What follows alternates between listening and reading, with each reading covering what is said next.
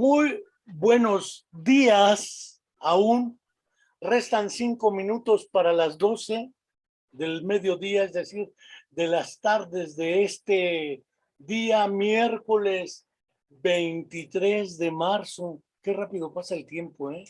Yo me acuerdo cuando era más joven de lo que ahora soy.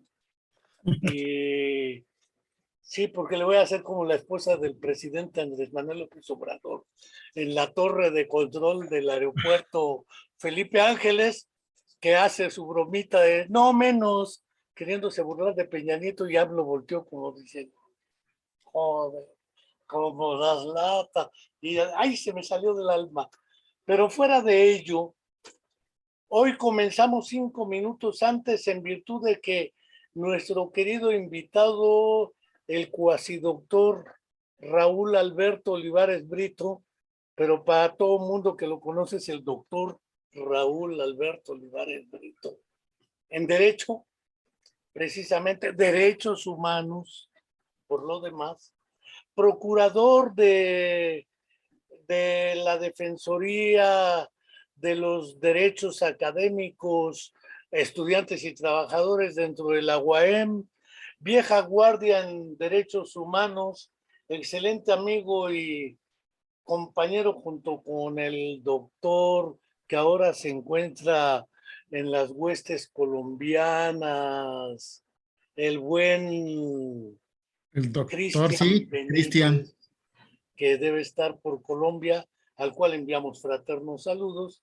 Es un tema que él también conoce clara y nítidamente, y queremos dedicar esta ocasión a un tema que indudablemente llama la atención, porque ya lo habíamos tratado con la doctora Adela Hernández Galván, a propósito del envejecimiento y los deterioros cognitivos y demencias, y discutíamos si hay una diferencia que hacía un amigo mutuo, ya fallecido lamentablemente, que en su nombre lleva la tradición heroica y cultural de nuestra tradición helena, Héctor Horacio Campero Villalpando, con quien también se discutía una vieja cosa que alguien que fue gobernador interino del estado de Morelos también abogado, por cierto, amigo tuyo seguramente, ya discutíamos a propósito de la diferencia entre lo justo y lo legal. Ese programa ya no está en la UAM, ahora está Hablemos Derecho. Yo creo que era más sensato el nombre. No me voy a echar el tiro con la doctora que conduce atinadamente el programa, pero sí es una vieja disputa entre lo justo y lo legal a propósito de la interdicción.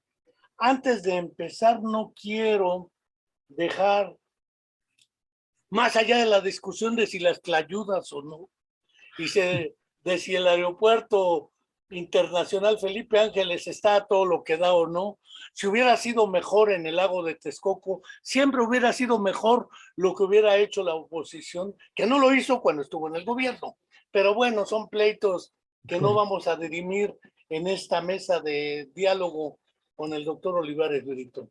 No quiero dejar de recordar, como cada semana hago, que se cumple una semana más, un mes más, y la otra cuestión, lo que es la justicia transicional, algo que hablábamos con el doctor Cristian Benítez, de la experiencia de Colombia, a propósito de las víctimas de la otra epidemia que tenemos padeciendo en México desde hace muchos años, la violencia estructural, la desaparición forzada, feminicidios y otras calamidades que nos tienen más allá de la mortalidad de la propia pandemia de COVID y más allá de lo tanto que hoy se pregona por la intervención militar rusa en Ucrania y antes por la OTAN en todos lados, incluyendo Siria, y tenemos más muertos que ellos en todos estos ámbitos militares. El presidente en turno de campaña se comprometió a dar con la verdad histórica de los hechos, porque lo que nos vendieron quienes gobernaban en ese tiempo, alguien que dijo, ya me cansé, Jesús Murillo Caram, que nos vendió la mentira histórica como verdad histórica, que quemaron en el basurero de Cojula, toda esa historia que no está clara y seguimos sin tener clara la circunstancia, y las familias sin recibir justicia. Esa es la impunidad cabalga en caballo de Hacienda. No quiero tampoco dejar de enviar esta ocasión al tiempo de pedir coherencia para que se aclare eso, la desaparición forzada de nuestra estudiante de la carrera de psicología, Viridiana Anaid, que lleva más de 8 años, ya va a cumplir 9 años, desaparecida en contra de su voluntad y su pareja sentimental asesinada en el lugar de los hechos y no se tiene tampoco nada claro. Quiero enviarle un fraterno saludo a Angélica Rodríguez Monroy y recordar que no olvidamos y que seguimos esperando a Viridiana, porque viva la llevaron. Y ahora sí, antes de que el doctor experto en la temática de derechos humanos, que ahora ya todo es derecho humano y toda la discusión es de que cuál está primero, pleitos que se han hecho para abatir el derecho laboral, por ejemplo. Una huelga de trabajadores, dicen los estudiantes, pues está en el mismo nivel mi derecho a la educación del dirigente de la FEUM. Y eso hace que pierda legitimidad un conjunto de movimientos y ejercicios democráticos, sindicales, laborales, que antes costaron mucho y ahora como todos los derechos se equiparan, pues todo es lo mismo y entonces hasta el Día del Hombre inventaron para acabar con el Día de la Mujer, porque también los hombres merecemos el reconocimiento. Y el Día del Amor, y el Día del Hombre, y el Día del Abuelito, y el Día del Día, y el Día del Poeta, y el Día de todo. Todo el día de algo. Hoy pretendemos hacer, con el apoyo del doctor apenas Olivares Brito, porque al rato se integrará otro colega en cuanto salga de litigar, que esos asuntos son también inciertos, el asunto de la interdicción. Interdictio en latín significa algo así como, traducido al castizo nuestro, como poner entredicho, en suspenso. Y yo pongo entredicho el derecho de la persona a su realidad política, social y ciudadana. Deja literalmente de ser ciudadano quien tiene un juicio de interdicción y alguien asume la responsabilidad de las decisiones y actos que tengan que ver con esa persona. Sabemos que en la Suprema Corte de Justicia de la Nación, en el caso de nuestro país, ya algunas personas, por ejemplo, con síndrome de Asperger, ganaron un juicio contra su propia madre, contra la interdicción, de modo tal que él consideraba que estaban en su derecho legítimo de ejercer sus recursos, su riqueza y sus decisiones. Ha pasado en otras naciones, en Chile, por ejemplo, parejas de jóvenes con síndrome de Down que quieren casarse y no los casan, porque tiene que autorizarlo un adulto que no esté en entredicho en su capacidad, no solo intelectual, sino jurídica. La capacidad jurídica es eliminada porque alguien decide, dentro de la legalidad, que no está en condiciones intelectuales o psicológicas de tomar decisiones con plena conciencia. Cosas similares ocurren en el envejecimiento y muy particularmente en la demenciación, pero también en parálisis cerebral infantil. Me han tocado casos donde una señora demanda a otra familia porque el hijo de la otra familia tuvo relaciones sexuales con su hija y su hija tiene parálisis cerebral. Pero el hijo de la otra familia también tiene parálisis cerebral. Entonces la demanda es contra el adulto, no contra la persona, porque además los dos son adultos, debo decirlo. Y conozco casos de personas con parálisis cerebral que han estudiado 2 licenciaturas en la SEP y que la SEP se ha negado a darles el título, porque no pueden tener un título y ejercer la profesión de maestros de educación especial cuando la Escuela de Educación Normal Superior las admitió como alumnas y después no les han entregado el título hasta ahora, pese a tener las 2 licenciaturas. Pese a estar jubilada como maestra con plaza de educación especial, nunca le entregaron esto. Parece ser que entonces el conflicto sigue siendo entre lo justo y lo legal. Pero también decía nuestra querida colega, la doctora Adela Hernández Galván, que tiene sus ventajas, porque hay hijos que llevan a los padres con demencia a firmar cesiones de propiedad y los obligan con chantaje, presión psicológica o física a cederles una propiedad. Y jueces se han encargado de invalidar ese tipo de acciones porque queda en interdicción. O una persona con discapacidad intelectual que atropella a alguien y muere la persona atropellada. El homicidio imprudencial. Cierro mi boca. El doctor ha tenido muchos casos dentro de la UAM, por lo menos en el ejercicio del derecho a la educación, pero también ya tuvimos un caso de una persona que cambia de género y quiere obtener su certificado como si fuera mujer cuando era hombre. Nos han tocado ese tipo de fenómenos y entonces la interdictio queda en juego, lo mismo que la legalidad y la legitimidad. Cierro mi boca, sino para qué invito a quien sí sabe de esto. Yo nada más soy hocicón. Adelante, doctor, y muchas gracias. Bien, gracias, Enrique, por la invitación a este espacio de reflexión.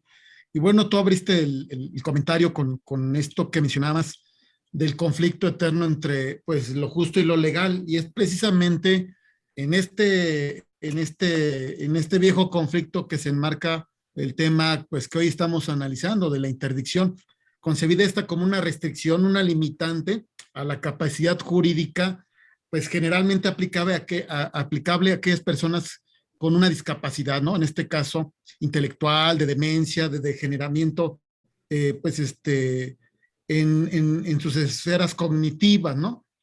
Y bueno, esto también coincide con otro comentario que hacías al inicio, pues, de la violencia estructural que padecemos no solamente allá afuera con la violencia común y corriente, la delincuencia organizada, sino también con esta violencia estructural que se traduce en la existencia todavía de herramientas jurídicas estrictamente legalistas que en el ámbito ya de los del nuevo paradigma de los derechos humanos están siendo superadas, ¿no? Pero siguen ahí presentes en nuestras codificaciones, tanto civil como familiar, y es precisamente esta figura de la interdicción,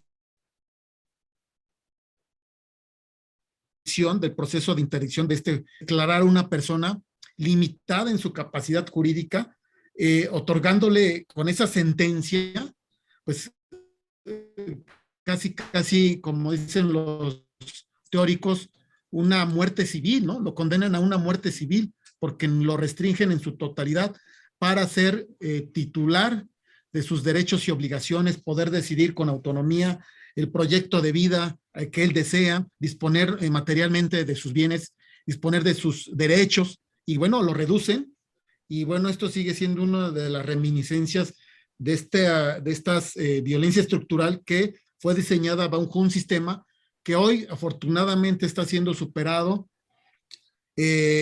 por la entrada en vigor a partir de, si no mal recuerdo, tú me corregirás, 2008-2009, tras la adopción de nuestro país de la Convención sobre los Derechos de las Personas con Discapacidad, ¿no? En 2008-2009 este paradigma llega. 2011, años más tarde, ya tenemos una reforma constitucional de junio de 2011 en donde ya la Constitución absorbe y le da nombre y apellido a los derechos humanos en nuestro sistema jurídico. Y bueno, de ahí se viene decantando la superación de estas figuras legaloides o legalistas que coinciden con lo que decías, gravitan entre lo justo y lo legal, pero precisamente lo justo lo estamos tratando de desahogar a través de este nuevo paradigma de los derechos humanos para superarla a lo legal, que no realmente atienda las necesidades del ser humano, de la persona, ¿sí? Y bueno, dejar de lado pues derechos humanos básicos y fundamentales como el decidir su proyecto de vida. Entonces, creo que esta institución del derecho civil, del derecho familiar, como lo es la interdicción, es a nuestros días inaceptable, pero sigue estando ahí y hay que combatirla pues por los medios idóneos, ¿no? En este caso, el amparo, que es la herramienta jurisdiccional que nos permite acceder a los derechos. Y bueno, sigue siendo relativos estos efectos, porque cada persona que padezca pues una arbitraria designación por parte de un juez sobre su estado de decisión, pues solamente tendrá que recurrir al amparo, ¿no? Y mientras esta figura está ahí, sigue siendo una figura que se practica constantemente en nuestros tribunales, y insisto, propiciando una especie, una suerte, como lo han dicho los expertos, de una suerte de muerte civil, ¿no? Que hoy se presenta como incompatible en este paradigma de los derechos humanos. Y bueno, ya la Corte ya está accediendo a estos criterios y ella la ha calificado, la Corte, como una restricción desproporcionada, ¿no? Sin embargo, aún no ha sido expulsado de nuestro sistema jurídico esta figura, ¿no? Sigue latente. Yo creo que necesitamos modernizar nuestro derecho civil, nuestro derecho familiar, para que la capacidad jurídica de las personas con discapacidad sea una realidad, sea una oportunidad para darles una vida libre de violencia, una vida que no los condena a la discriminación, una discriminación que incluso está ahí suscrita o descrita constitucionalmente como prohibida, ¿sí? El artículo primero constitucional, en junio de 2011, en su último párrafo, pues describe una serie de, ellos dicen, los tratadistas, como los denominan como categorías sospechosas, que no son otra cosa que criterios de distinción, ¿no? Que están prohibidos y que deben ser proscritos, ¿sí? En aras de propiciar una igualdad y evitar una discriminación. Y estos criterios o principios se basan en las características subjetivas de la persona, ¿sí? Que en principio pues no guardan una razonabilidad con el propósito de esa distinción, ¿no? Por eso dice la Corte, esas categorías sospechosas que están en nuestro código, perdón, en nuestra Constitución, deben ser proscritas, ¿no? Eliminadas para evitar discriminación y por el contrario, propiciar una igualdad, ¿no? Entonces, y estas categorías sospechosas tienen que ver con, queda prohibido discriminar por razón de sexo, de género, de condición social, de condiciones de salud, que sería este tema ligado al estado de interdicción, por religión, por las opiniones personales, por el estado civil de las personas, en fin, cualquier otro rasgo de distinción que pueda propiciar en las personas una restricción de sus derechos, una restricción de su autonomía, y bueno, pues esto creo que debe ser nombrado como rubros prohibidos en contra de la discriminación y a favor de la igualdad, ¿no? Entonces, es un tema interesante al que nos convocas hoy, y creo que la Corte ha ido superando esta figura, pero insisto, sigue ahí presente y debe ser desterrada en atención a este nuevo paradigma de los derechos humanos. Quizá valga la pena, estimado Raúl Alberto, recuerdo que alguna vez, leyendo sobre la historia de la interdictio, aparece en el derecho romano como una condición que impidiera la pena capital.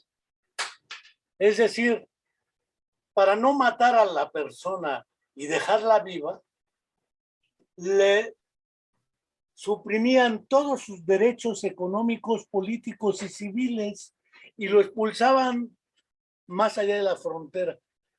Es decir, le daban la muerte civil. Así le llamaron. Correcto. Muerte civil. Es curioso, no empieza con el asunto de la discapacidad, sino empieza con la disidencia política o militar o la que fuere, como un instrumento la famosa interdictio.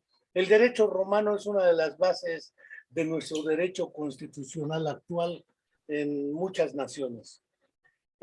Una segunda cuestión que me parece es el de entonces absolutamente todos los presos, sin importar si es justo y legal que estén presos muchos de ellos, pierden entran en interdictio también, porque pierden sus derechos políticos, económicos, etcétera, en virtud de decisiones de un juez.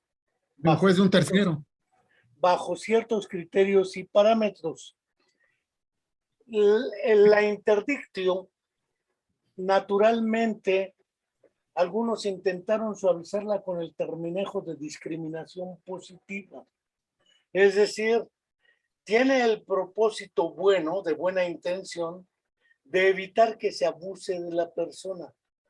Y entonces se le nombra un tutor responsable, ¿sí? O una persona que en el latín clásico también era in locus parenti. En lugar de los padres, yo me encargo de atender esto y el juez lo dictamina en lugar de los padres. Exactamente. Ese in locus parenti viene a marcar entonces esa exclusión.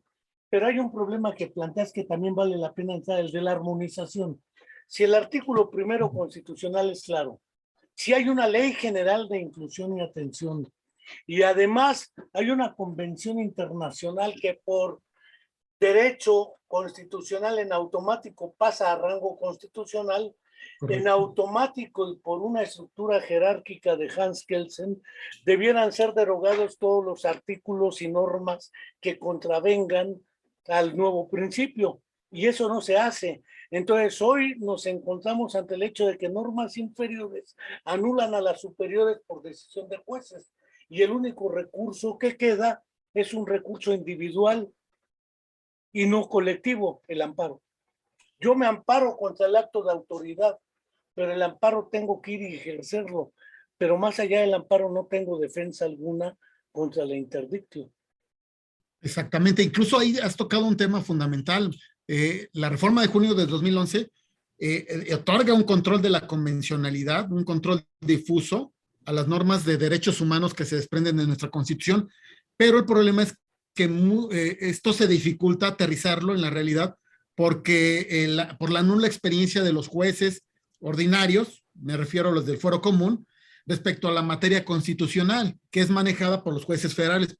Y esto, pues, siempre constituye un obstáculo, porque no conocen esta herramienta de trabajo, no han sido capacitados, y ellos siempre se han conducido por aplicar leyes y códigos, ¿no? Que son una gran camisa de fuerza para los derechos humanos, ¿no? Para este nuevo paradigma, ¿no? Que implica una interpretación conforme con la finalidad de hacer un control convencional que garantice aspectos fundamentales del ser humano por encima de cuestiones legales, ¿no? Que han sido superadas por este nuevo paradigma y que, como tú bien lo refieres, pues, pues son una limitante, ¿no? Es una restricción evidente, una violación flagrante a los derechos humanos, pero ahí están, vigentes aún, ¿no? Y no nos queda otro remedio que recurrir al amparo de la justicia federal.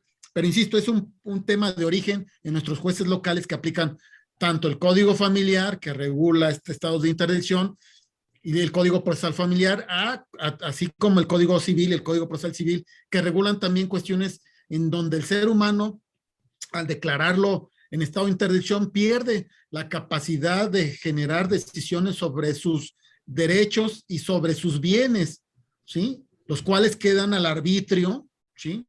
De un tercero, de un familiar, de a lo mejor de un cónyuge, ¿sí? Restringiéndole esta capacidad de esa autonomía, violentándole y discriminándole. Quiero hacerte un comentario. El actual modelo bajo el cual se modela esta figura de la interdicción es un modelo en el que se sustituye la voluntad del individuo, ¿no?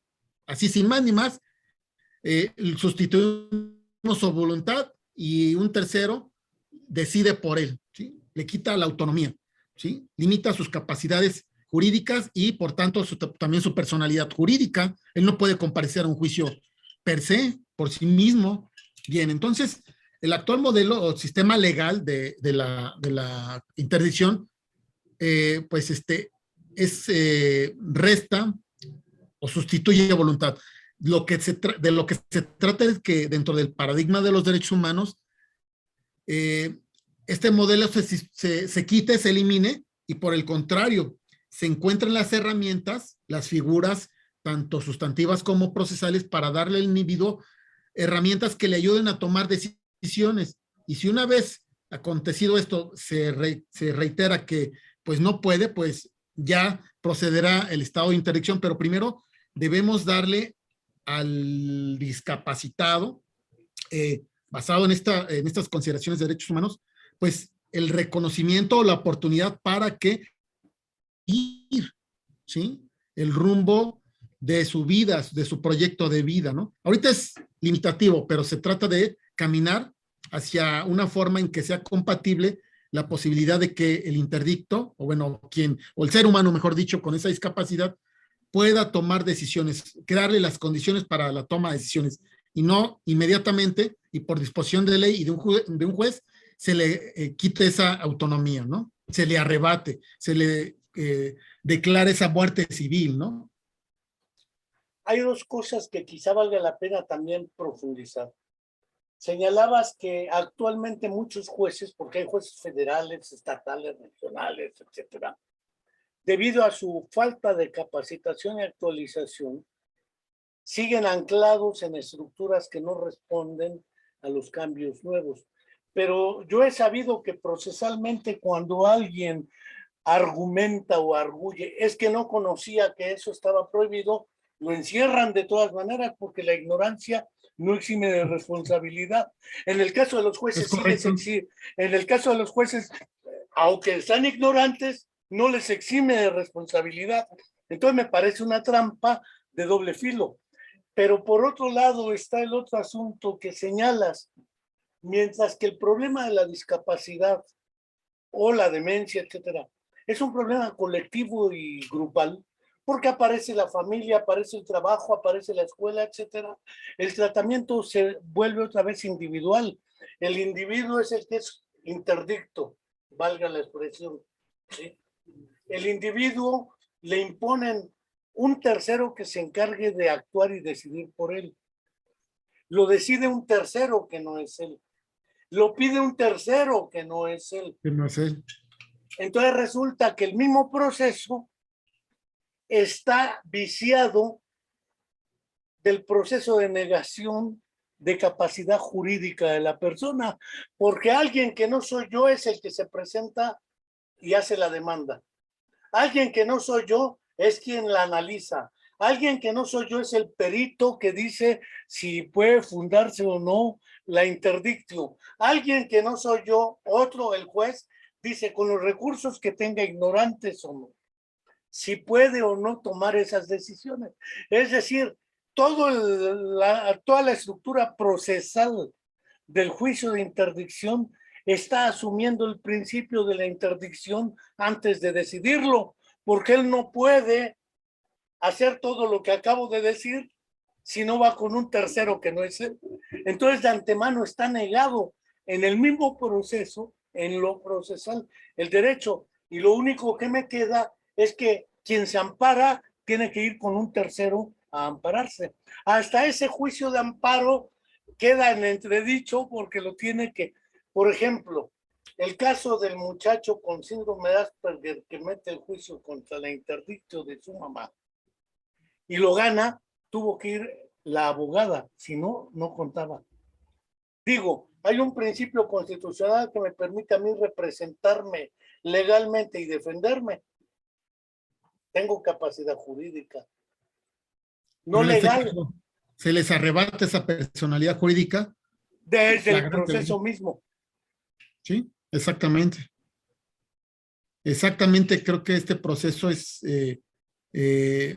esta figura, mejor dicho, y este proceso, esta figura sustantiva en el Código Familiar y procesalmente hablando, pues sí, es inconstitucional, porque sustituye la voluntad, como decía, a priori, ¿no? A pesar de que, pues, el ser humano debe formar parte central de ese planteamiento, lo hacemos a un lado y, como tú dices, son terceros los que terminan decidiendo el rumbo de su vida.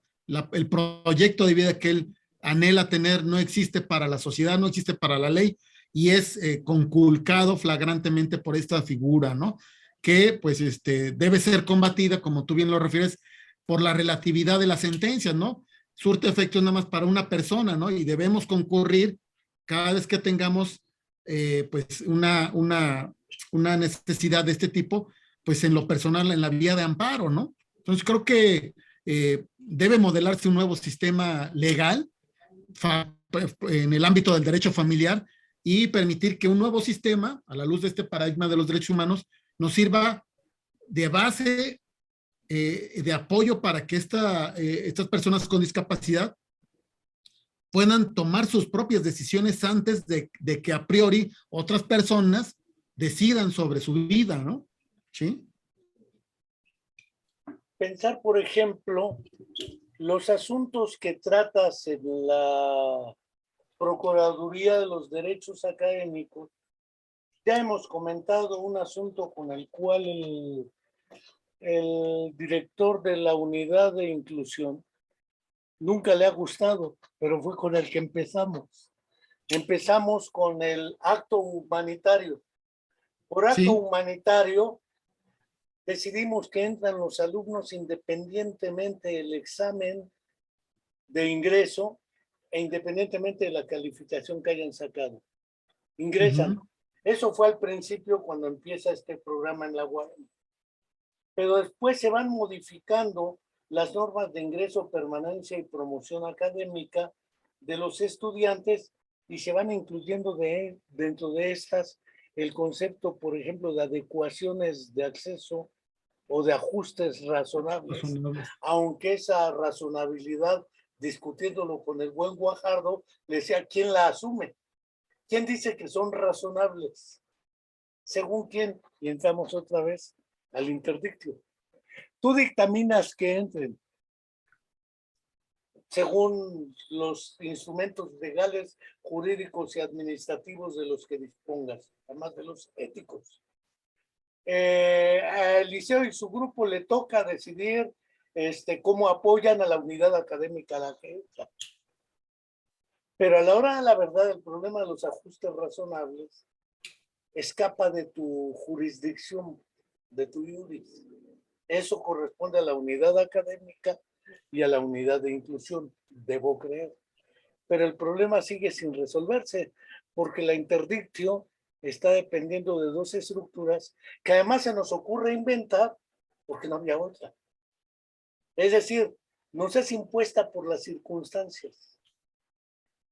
Si miramos hacia adelante unos 20, 25 años, un cuarto de siglo, ¿qué perspectiva hay para asumir una nueva orientación al respecto?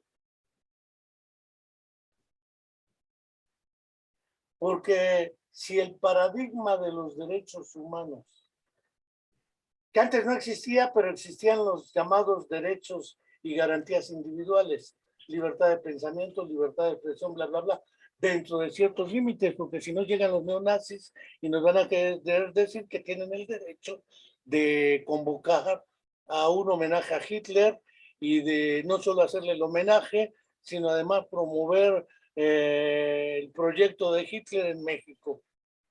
Digo, dijera la ley perfecta de Hooke, dentro de los límites de la elasticidad perfecta, las deformaciones son directamente proporcionales a la carga.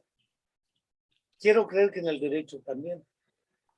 Pero ¿qué hacemos cuando efectivamente comentaba la doctora Hernández Galván que en el caso de las demencias, la persona queda también expuesta a esas vicisitudes? Te encierran a la persona con Alzheimer porque atropelló y está presa por esa razón, por un homicidio imprudencial. Y resulta que si lleva un acta de interdicción, ya no lo encerraron. Es decir, parece ser que tiene sus ventajas. Porque en ese caso es justo. Pero bueno, ahí creo que los tutores pues, deben cumplir con una función a que les obliga su respectivo consejo de tutelas, a lo que les obliga el código pues, familiar e incluso la responsabilidad objetiva, ¿no? Al tener bajo su cuidado y protección a ese individuo con la declaratoria de interdicción, pues también se hacen responsables de esa conducta objetiva que fue, que propició algún tipo pues, delito o lesión a otra persona, ¿no? Pero creo que el sentido, viéndolo en un contexto de mayor amplitud, es que esta figura de conformidad con los derechos humanos y un poquito recordando la Convención Americana de los mismos, de los derechos humanos, ahorita que mencionas estas penalidades en que puede incurrir un interdicto, pero que de las cuales se salva por su misma condición, el artículo 22, me parece, habla de los tratos, que nadie puede ser sometido a tratos crueles e inhumanos, o a apenas las penas de mutilación, degradantes, ¿no? azotes, etcétera. Exactamente. Entonces, la convención no nos estará diciendo también otro nuevo elemento de análisis para nuestro sistema jurídico mexicano.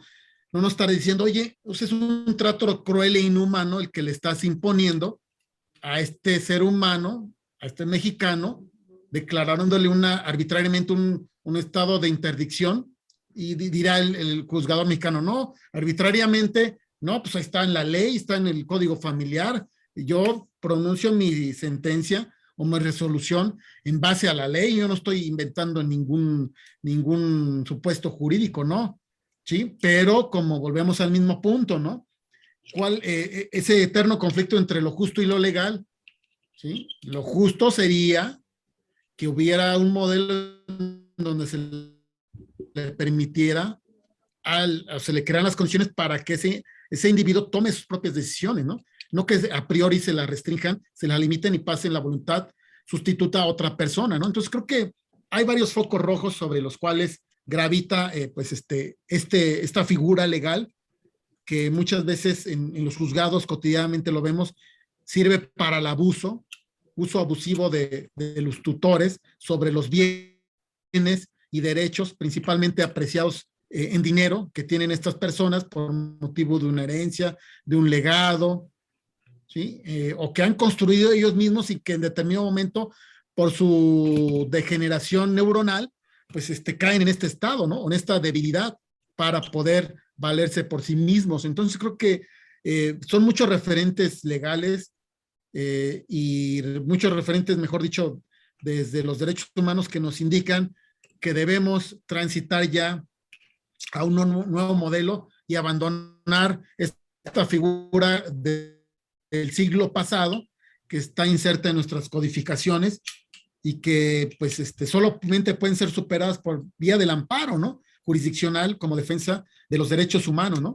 Entonces creo que tú bien lo afirmas, a veces puede ser en pro o en beneficio, pero creo que no se trata de ello, se trata de darle autonomía a aquellas personas que dentro de esa discapacidad aún pueden valerse por sí mismos y de los cuales, pues, si le restringimos un derecho, obviamente estamos hablando que le estamos restringiendo una serie, un cúmulo de otros derechos más, ¿no? No solamente a realizarse, a casarse, a decidir sus relaciones sexuales, a votar, ser votado, ¿sí? Es una Entrando, anulación. Sí, sí, sí. entrando a otros dos niveles de análisis. Además de ser procurador de los derechos académicos en la UAM, eres académico e investigador de la Facultad de Derecho de la UAM. Debo creer que No cuento con privilegio. con ese privilegio, pero en algún momento a lo mejor estaremos por ahí, en algún momento futuro. Lo menciono porque objetivamente esto implica otras dos aproximaciones. La aproximación académica universitaria, la Facultad de Derecho debiera instrumentar este tipo de herramientas académicas, cursos, diplomados, contenidos curriculares con esta serie de elementos para que quienes aspiran a formarse como abogados valga mi expresión, nada académica, como licenciados en Derecho, tengan la posibilidad material de ir conociendo todas estas herramientas y su evolución, porque además no son, como decía una estación de radio en la Ciudad de México hace años, Radio 620, las que llegaron al hit parade para quedarse. Esto no llegó para quedarse, tiene que ir evolucionando progresivamente. Y el otro asunto es que la Facultad de Derecho da la licenciatura en Ciencias Políticas y Sociales. Y esto implica entonces otro, porque a veces los legisladores, los poderes legislativos, léase diputados y senadores, que están para proponer normas y esta evolución en torno a la defensa y los derechos civiles y ciudadanos, porque el concepto de ciudadano es restrictivo, excluye a todos los menores de edad, excluye a todos los interdictos y excluye otras variantes. Esto significa que el término ciudadano, más que ser incluyente, es excluyente. Fuera de ello, los poderes legislativos debieran, o algunos de los grupos parlamentarios, no prejuzgo el partido político en cuestión, presentar una serie de alternativas de dos ámbitos: armonización legislativa, porque de otra manera seguiremos con este arnés, esta camisa de fuerza, dices, y dos, nuevas formas de ir atendiendo judicial y jurídicamente este asunto. El otro asunto es si está o no corrompida la estructura judicial, que es una viejo tema. Cuestión para otro objeto, otro momento y otro nivel de análisis. Pero esos dos puntos, ¿cómo los ves? Porque pues estás en la alma mater del estado de Morelos. Sí, muy necesarios que los legisladores sean conscientes de que estas figuras deben ser combatidas hasta a través del proceso legislativo, ¿sí? Una derogación y establecer unas figuras sobre un nuevo modelo, pero están más interesados en sus cuitas personales, en sus intereses partidistas y en lo que realmente le interesa a la sociedad, lo omiten. Y estas cuestiones de gobernanza, pues no cuestan, no implican dinero, implican intelectualidad para que se den cuenta de que realmente lo necesario es que la ciudadanía cuente con herramientas jurídicas modernas, provechosas desde los derechos humanos, en las que se obtengan ventajas para aquellos grupos que ancestralmente han sido vulnerados, ¿no? Omitidos. Entonces, pero creo que están muy distraídos en el ruido de la política, de sus aspiraciones, porque llegan, apenas toman protesta como diputados y ya están pensando en ser gobernadores, en ser presidentes municipales y diputados federales, y pierden de vista lo realmente importante y su función legislativa, ¿no? Entonces estamos en ayuno, algunas cuestiones que ya deberían darse casi naturalmente, pues pasan por procesos legislativos tardíos, engorrosos, o los confinan al sueño de los justos, ¿no? Por ejemplo, pues desde 2017 nos abrogaron a los congresos locales la posibilidad de, por ejemplo, legislar en materia de procesal civil. Llega la pandemia, esta facultad no la tenemos, la tiene el Congreso de la Unión porque iba a ser un nacimiento civiles para todo el país, y nos agarra desprevenidos la pandemia. El Poder Judicial local no puede instrumentar estrategias o mecanismos procesales novedosos porque esa facultad la tiene retenida por el momento el Congreso Federal. En fin, con esto te quiero comentar que pues, los legisladores pierden el tiempo, pierden la visión, pierden la naturaleza para la cual fueron electos. No fueron electos para andar gestionando obras, andar ahí no, ellos fueron electos para generar nuevas condiciones legislativas para el país, herramientas jurídicas modernas, ¿no? Pero andan perdiendo el tiempo incluso en sus problemas personalísimos, en sus intereses personalísimos y de partido, en fin. yo creo que es necesario enderezar el rumbo y, lo legislativo, el camino legislativo es lo idóneo, para que no sigamos recurriendo al amparo, que también es costoso y es nugatorio para muchas personas.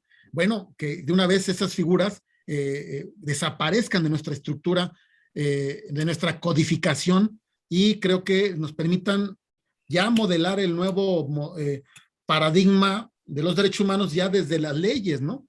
Y que no siga siendo superado la legalidad por el recurso del amparo, ¿no? Que también los jueces se capaciten en materia procesal constitucional para que hagan uso de la interpretación conforme a la Constitución, a la convencionalidad en materia de derechos humanos, y que desde la instancia local, pues se generen estos criterios, ¿no? ¿Sí?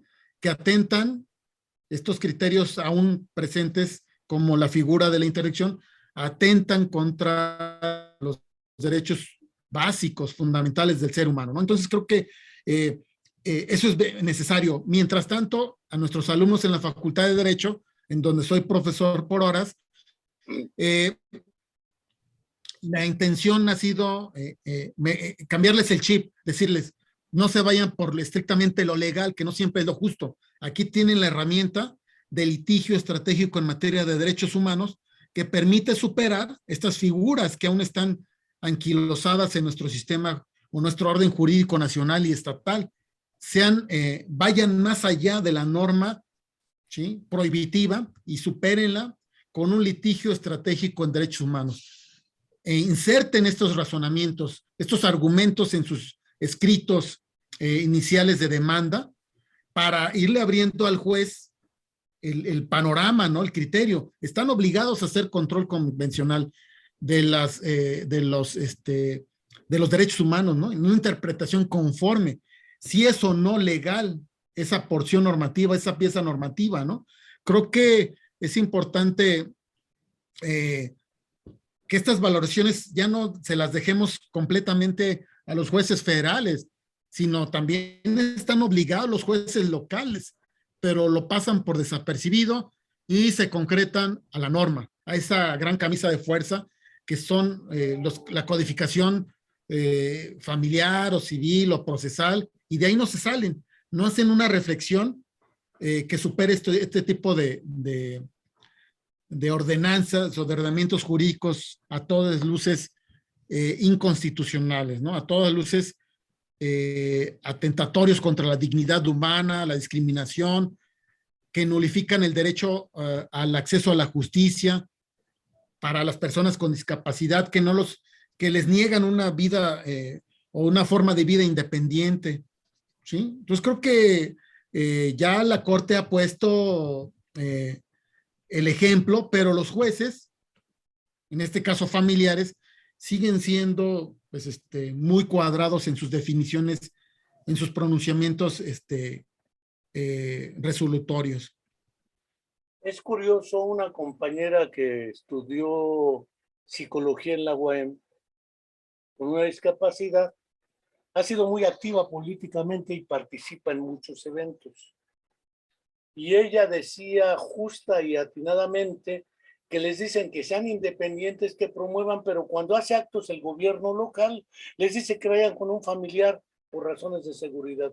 Bueno, ¿deben ser independientes o no? El asunto de la exigibilidad, porque objetivamente puedes no cumplir una norma de derecho humano y no pasa nada.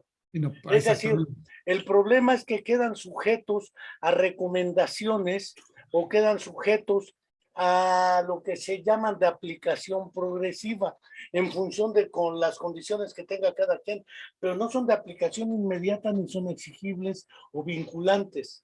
Creo que ese es el otro asunto que habrá que considerar en su momento a la hora de los análisis de la interdictio, porque efectivamente el problema del carácter vinculante de las normas y de su exigibilidad y aplicación inmediata requiere recursos, por ejemplo, movilidad, transporte y bla, bla, bla.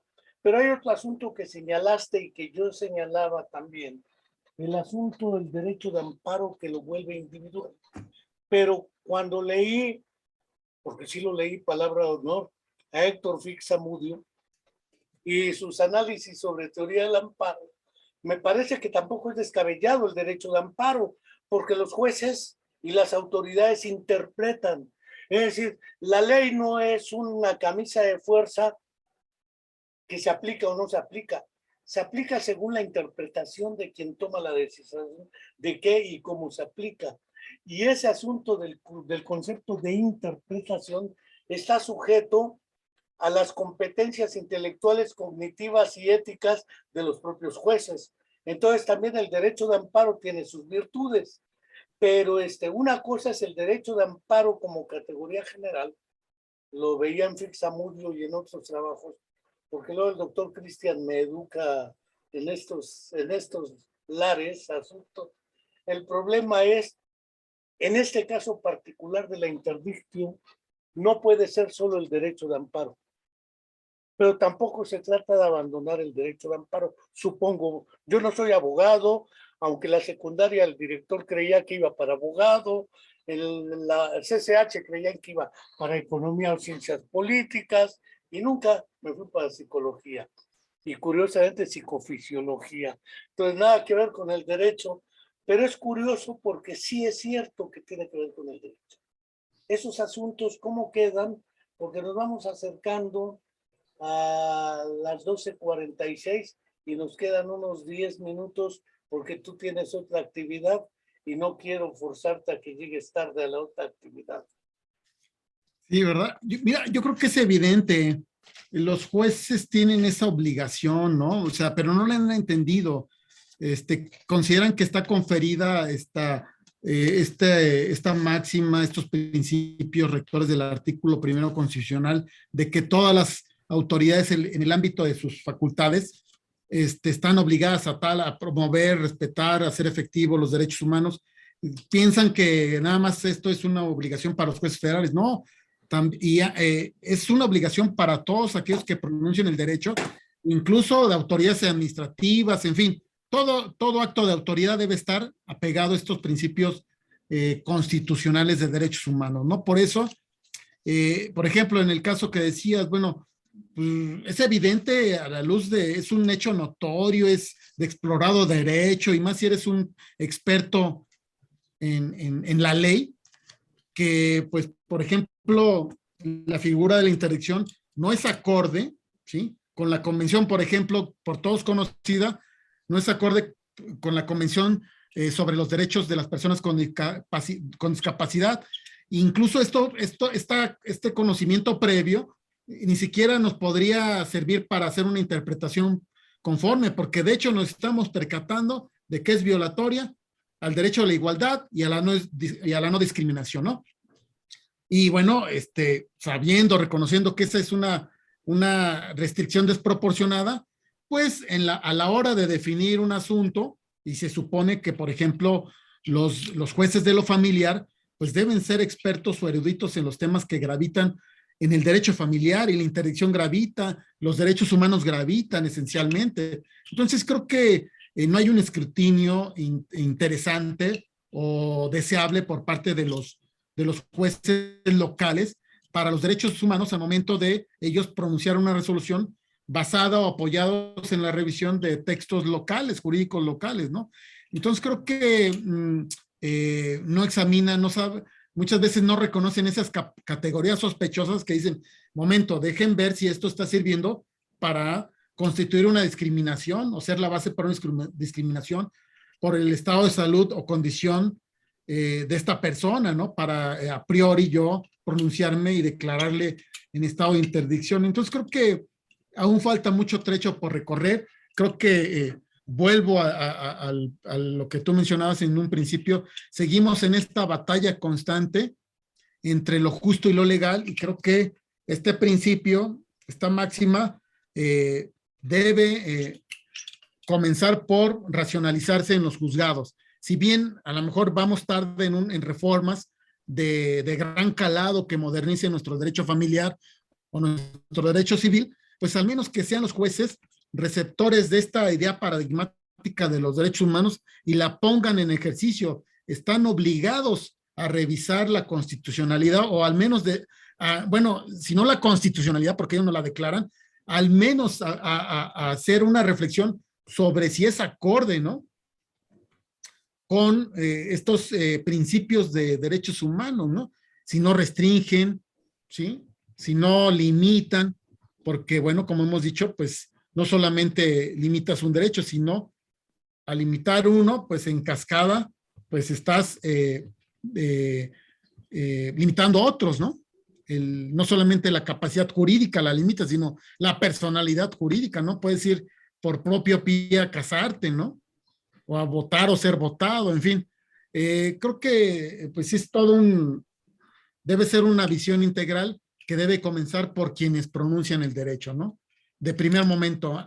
Porque si esperamos, pues, a las intenciones de trabajo de nuestros legisladores, pues bueno, nos vamos a quedar sentados esperando, ¿no?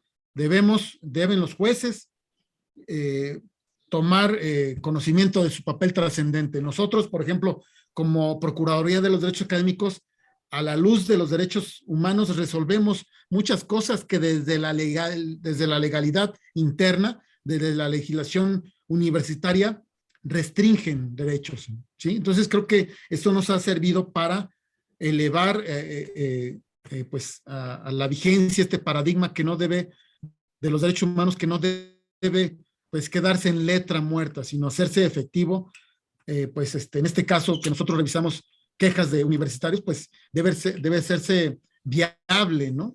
Entrar al estudio de los agravios, pero de manera pues pertinente con estos derechos fundamentales. Mi estimado Enrique. Pues recordemos que en el 11 se aprobó la Ley General para la Inclusión al Desarrollo de las Personas ¿Sí? con Discapacidad. Es decir, está el artículo primero constitucional, está la convención dentro de la Constitución por razones de jerarquía, y está la Ley General que es de ámbito ¿Sí? federal, entre otras específicas. Ya hay herramientas, exactamente. Pues doctor, no sé si quieras decir algo más porque el tiempo a ti te va a comer, y además de agradecerte, Pues nada más. agradecer a nuestros seguidores, reiterarles la invitación a que se suscriban a nuestro canal de YouTube de la Comuna de la Palabra y de Spotify de la Comuna de la Palabra, y a invitarlos para dentro de 8 días a una conferencia que Facebook le censuró a la FESIS de Zaragoza, de la UNAM, porque traté el tema de la neuropsicología con puro neuropsicólogo ruso, y parece ser que hoy hablar de rusos es sumamente peligroso, y entonces la voy a volver a grabar para hacerla pública porque es académica y científica y no tiene nada que ver con cuestiones bélico-militares. No sé si quieras decir algo más, y gracias, doctor. Pues nada más agradecerte el favor de este espacio de reflexión, felicitarte porque contribuyas a estos procesos de pensamiento, de retroalimentación que hacen mucha falta, y que sea en estas herramientas virtuales de Facebook que se utilicen en cosas no solamente de distracciones o de diversión, sino para procesos reflexivos interesantes como el tema que hoy nos convocó. Gracias, Enrique, por esta invitación, y espero no sea la última, sino el principio de muchas otras. Y saludo a todos los que nos acompañaron en esta transmisión. Pues al contrario, gracias por tu tiempo, porque estás encerrado entre un arnés de 1 hora y otra. Sí, Y hasta la próxima. hombre, gracias. Hasta pronto.